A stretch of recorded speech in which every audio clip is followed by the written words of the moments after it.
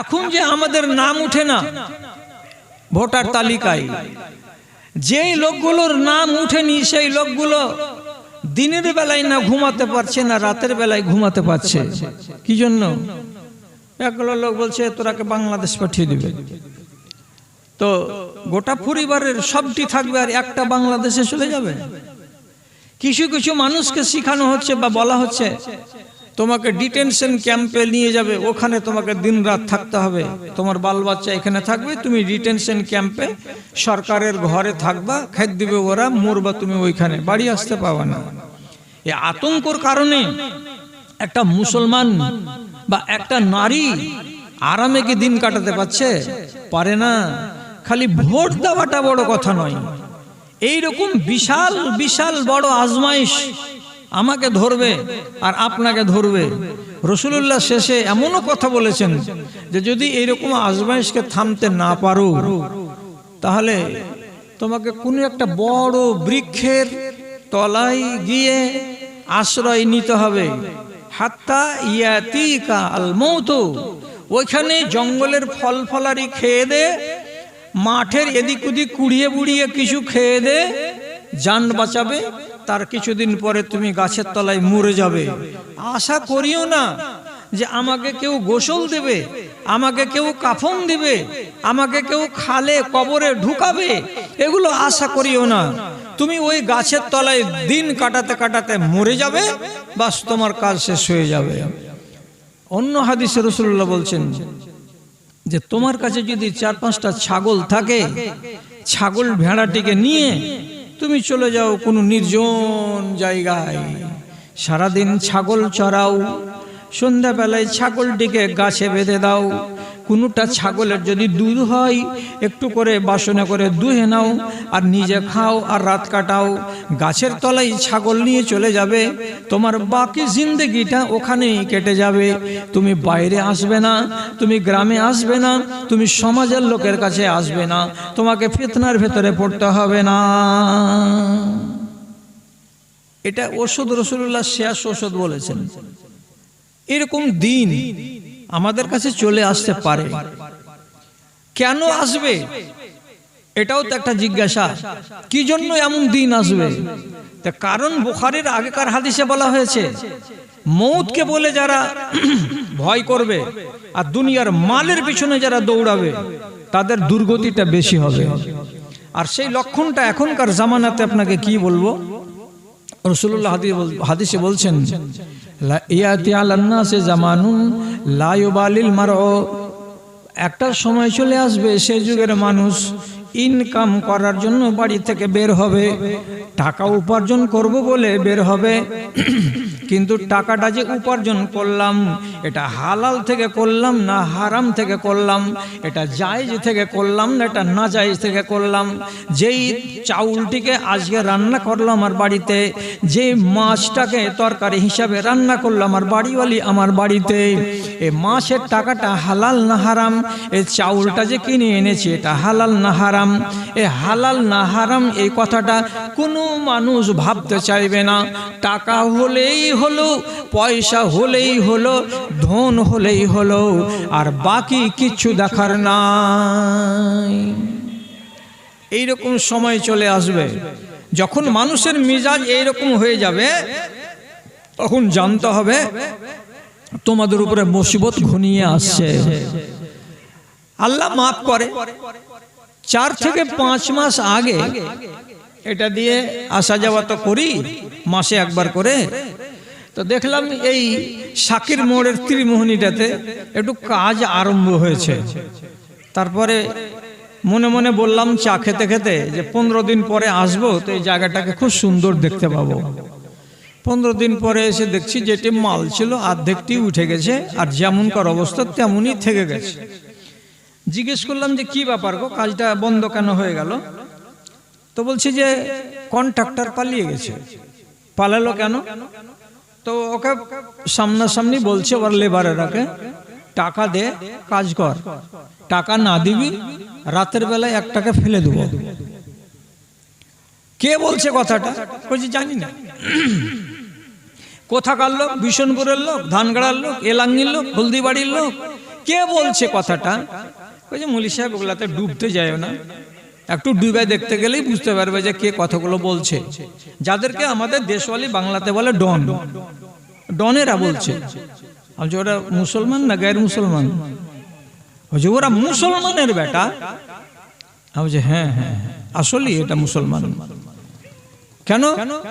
রাসূলুল্লাহ বলেছেন এদের কথাটাই, যে এমন একটা দিন চলে আসবে যে মানুষ নিজের পেটের ভাত উপার্জন করার জন্য নিজের মাল বিক্রি করবে তো ঝুঠা কসম খেয়ে, এবং নিজে এমন এমন উপায়ে মাল কামাই করবে যেগুলো উপায় হলো ডাহা হারাম, হারাম উপায় মাল কিনে 4-5টা বাল বাচ্চাকে নিয়ে খাবে, কিন্তু একবার ওর দিলটা কাঁপবে না যে আমি করলাম চুরি ডাকাতি আর খাচ্ছে আমার 4-5টা বাল বাচ্চা, মেয়ে, স্ত্রী, ছেলে।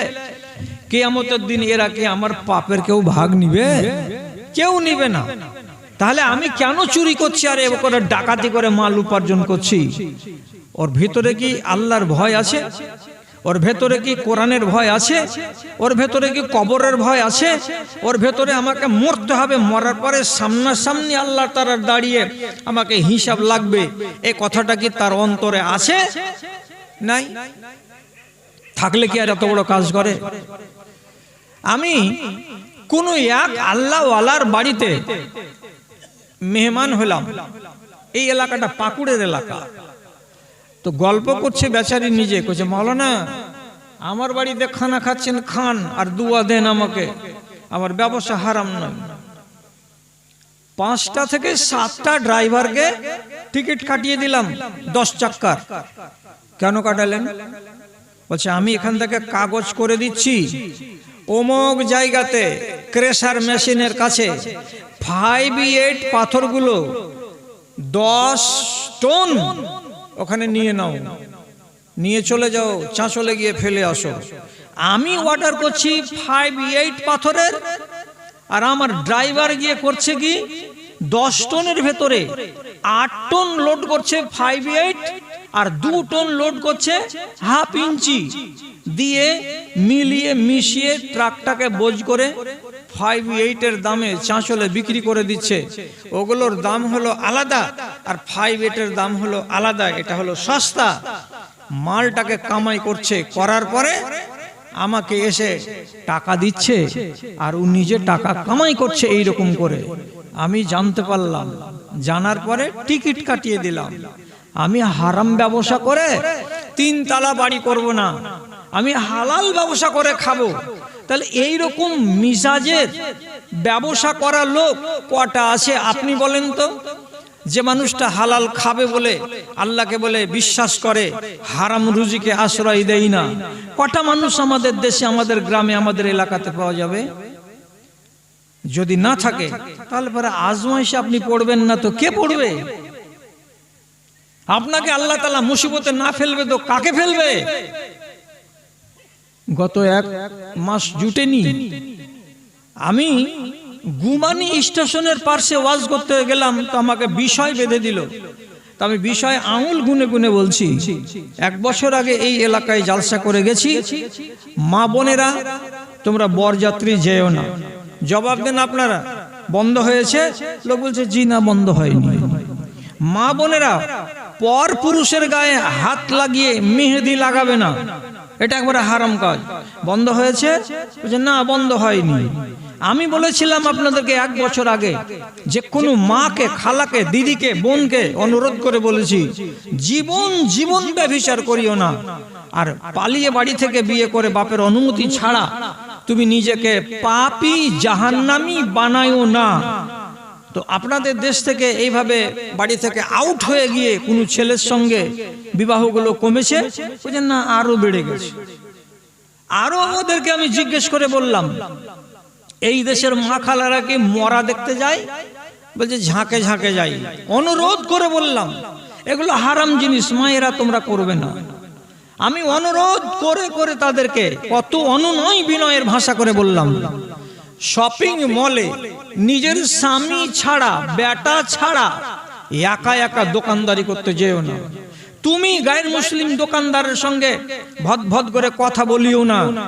তুমি চুপচাপ তোমার স্বামীর পাশে বসে শুধু চয়েসটা দেখিয়ে দাও, এটা রং আমার পছন্দ নয়, এটা কাপড় আমার পছন্দ, তোমার স্বামী কথা বলবে, এইরকম করে তুমি কাজ কাম করো। অথবা স্বামীর উপরে ভরসা করো, যেটা কিনে দিবে তোমার স্বামী সেটাই তুমি পরো।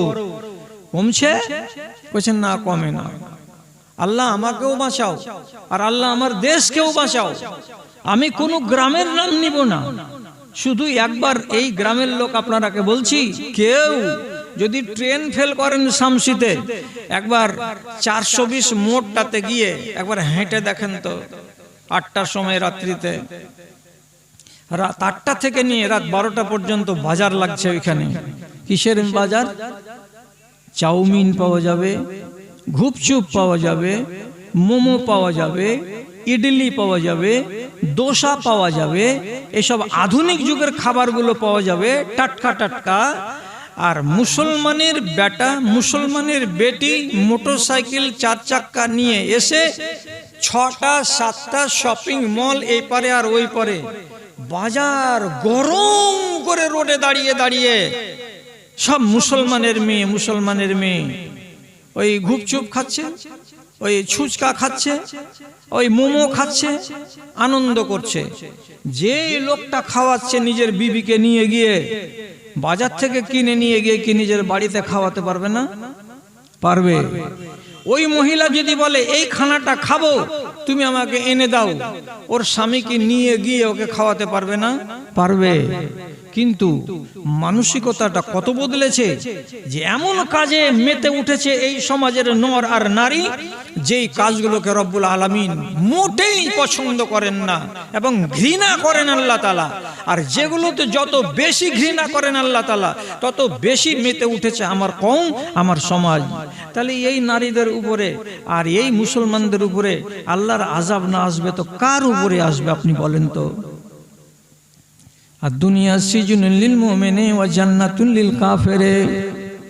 দুনিয়াটা হলো মুসলমানদের জন্য জেলখানা এবং কাফেরদের জন্য হলো এটা স্বর্গ। স্বর্গতে যেমন কি হয়, ওখানে হারাম বলে কিছু নাই, যেটা মনে লাগে সেটাই করো, যেটা মনে লাগে সেটাই খাও। তেমনি গায়ের মুসলিমদের জন্য হলো দুনিয়া জান্নাত। এটা হারাম, এটা হারাম, এটা হারাম কিছু নয়, এটা করিও না, এটা করিও না, এটা করিও না, এটা কিছুই নয়। যেটা মনে লাগে সেটাই করো, যেটা মনে লাগে সেটাই খাও। এটা হলো তাদের জন্য জান্নাত। আর আমাদের জন্য এটা হলো জেলখানা। জেলখানাতে মাপের খানা পাওয়া যাবে, এতটি চালের ভাত পাবেন, বেশি পাওয়া যাবে না। রোজ রোজ মাছ দেবে না, মাছ যদি সপ্তাহে একদিন দেয় তো ভাজা মাছ দেবে না, সবজি যদি দেয় তো তাতে নুন ঝাল ভালো করে দেবে না। কেন? এটা হলো জেলখানা। কোন মুসলমান মানছে এই কথাটা যে আমি জেলখানাতে আছি? শতকরা 90টা মুসলমান হারাম খাচ্ছে। হারাম কেমন খাচ্ছে? খানাগুলোই হারাম খাচ্ছে, যেগুলো আল্লাহ নিষেধ করেছেন। আজও নিষেধ মানেনি। বিশনপুরের লোক, ধানগড়ার লোক, এলাঙ্গির লোক, শতকরা 80 জন লোক এই গুটখা খাইনি, তেরাঙ্গা, জর্দা, অমুক তুমুক খাচ্ছে, নমাজও পড়ছে। এটা কি ধরনের মুসলমান? একে বলা যাবে যে এই লোকটা মুমিন? একে মুসলমান বলা যাবে? ঠিক। কেন মানে না? আমার এলাকার লোক, যে এলাকাতে এত আলেমের গাড়ি, আর সেই এলাকার মেয়ে ছেলে পেলে হাজার হাজার জালসা শোনার পর তাদের ভেতরে কোনো পর্দা আসে না। তারা কেন এখন পর্যন্ত 2টা বাচ্চার মা, 3টা বাচ্চার মা অ্যান্ড্রয়েড মোবাইল খুলে দিয়ে বন্ধুর সঙ্গে চ্যাটিং করছে, এটা সেটা করছে, হেন তেন করছে, রাতকে রাত বসে বসে? এটা কি একটা মুসলমান নারীর এটা চরিত্র? না, হতে পারে না। কেন হচ্ছে এগুলো? একটাই জিজ্ঞাসা আপনাকে করছি, এত ওয়াজ চলছে তারপরে মানুষ বদলে না কেন? ঈমান নিচু দিকে যাচ্ছে, ঈমান উপর দিকে যাচ্ছে না। এর মানেটা কি? এর মানে হলো একটাই, যেটি লোক আছেন, আপনারা বেশি জ্বালাবো না, টাইমের দিকে আমি দেখছি। রাসূলুল্লাহ দেখেন এইরকম 2টা আঙুলকে একদিন খাড়ো করেছিলেন, এইরকম। আপনার আঙুলের দিকে দেখেন, এইরকম। তো এই আঙুলটা, এই আঙুল থেকে একটু ছোট, হ্যাঁ? তো রাসূল বলছেন কি, আনা ওয়াল কিয়ামাতু কাহাতাইনি, আমি এবং কিয়ামত এত দূরাদূরি। তার মানে কি, এখানে আছে কিয়ামত আর এখানে আছে আমি। এই জায়গাতে যেমনি পৌঁছে যাব তেমনি কিয়ামত হয়ে যাবে। তো তো রসুল্লাহ কথাটা বলে মরে গেছেন। আজকে রসুল্লাহর কবরে যাওয়া 1400-1450 বছর হয়ে গেল, এখনো দুনিয়া এখানে আসেনি, কিয়ামত কায়েম হয়নি। তার মানে দুনিয়া আগাতে আগাতে আগাতে আগাতে অনেক দূর চলে এসেছে, আর অল্প একটু বাকি আছে। তাহলে এই পরিমাণ হয়ে যাবে, আর যেমনি এই পরিমাণ হয়ে যাবে তেমনি কিয়ামত কায়েম হয়ে যাবে। এইটুকুতে কত সময় গেল? 1450। আর কতদিন যাবে আল্লাহ তুমি জানো। আর 1450 বছর যদি যাই, তাহলে এর মাঝখানে যেগুলো রেখা, যেগুলো আলামত, যেগুলো পরিচিতি রাসূলুল্লাহ বলেছেন, সেগুলো আপনি চোখে দেখতে পাবেন। কি চোখে দেখতে পাবেন? দেশে ব্যভিচার বেড়ে যাবে, জেনার মাত্রাটা বেড়ে যাবে দ্বিগুণ ত্রিগুণ মাত্রায়। এক, মানুষে মানুষে দ্বন্দ্ব বেড়ে যাবে। দুই, বাজার বেড়ে যাবে, ঘন হয়ে যাবে, 1 কিলোমিটার 8 কিলোমিটার দূরাদূরি বাজার বসে যাবে। 3, 4 নম্বরে মানুষের ব্যবসা বাণিজ্য বেড়ে যাবে। ব্যবসা বাণিজ্য মুসলমান এতদিন করতো না, এখন এমন মতওয়ারা হয়ে ব্যবসা করবে যে সবাই বলবে ব্যবসা ব্যবসা ব্যবসা। 4, 5 নম্বর হবে কি? অত্যন্ত করওয়াই বাজাতো, যারা গ্রামের মাথা মোটা হবে, যাদের পেটে বিদ্যা নাই, যাদের কাছে বুদ্ধি নাই, এমন বুদ্ধিহীন লোকগুলো মালিকানা করবে, আর মালিকানা করার জন্য মাতোয়ারা হয়ে ছুটে বেড়াবে। 4, 5 নম্বরে হবে কি? দেশের ভেতরে হানাহানি বেড়ে যাবে, লড়ালড়ি বেড়ে যাবে, মারামারি বেড়ে যাবে। মানুষ ছোট্ট ছোট্ট কথাতে কলার ধরাধরি করে নেবে, পিটাপিটি করে নেবে, মানুষ পরোয়া করবে না। এই লক্ষণগুলো চলে আসবে। আর তারপরে নবীজি বলছেন এই লক্ষণগুলো আস্তে আস্তে এমন একটা দিন আসবে যে এত সুন্দর সুন্দর মসজিদগুলো সব বিরান পড়ে থাকবে, মাইকে আজান হবে, নমাজি খুঁজে পাওয়া যাবে না। বড় জোর 5টা নাই, 6টা নাই, 7টা। সময়টা আস্তে আস্তে কাছে আসছে। বিশাল বড় বড় মসজিদ, আপনি নিজের গ্রামেরটা দেখে খুশি হয়েন না যে আমাদের মসজিদে তো 3-4 লাইন করে নমাজি হচ্ছে। খালি বিশনপুর দেখলে হবে না, আর দুনিয়ার মসজিদগুলোকে ঘুরে দেখেন। আজান করছে, টাইলস বসানো মসজিদ, ফ্যান বসানো মসজিদ, এসি লাগানো মসজিদ। আজানের পরে দেখেন 10-12টা লোক আছে, বাকি লোক নাই। আস্তে আস্তে এই সংখ্যাটা কমে যাবে। যাওয়ার পরে কি হবে? এমন একটা প্রজন্ম দেশে মাথা চাড়া দিবে, যেই প্রজন্মটা কোনটা হালাল জানবে না, কোনটা হারাম জানবে না। এটাকে বলা হয় মারুফ, এটা করো, এটা বুঝবে না।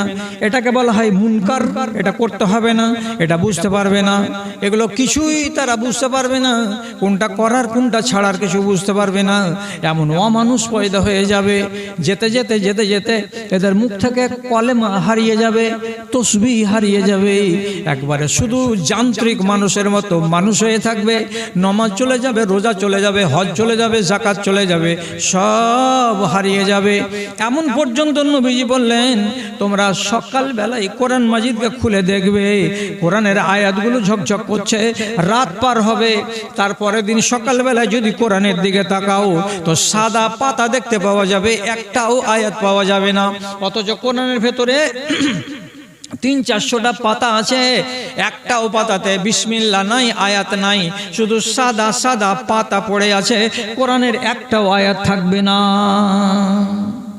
শেষে যেদিন কিয়ামত কায়েম হবে, এটাতে খুশি হন আপনি। কি? মুসলমানের উপরে কিয়ামত কায়েম হবে না, হবে কার উপরে? কাফেরের উপরে। কাফেরের উপরে কিয়ামত কায়েম হবে, মুসলমানের উপরে কিয়ামত কায়েম হবে না।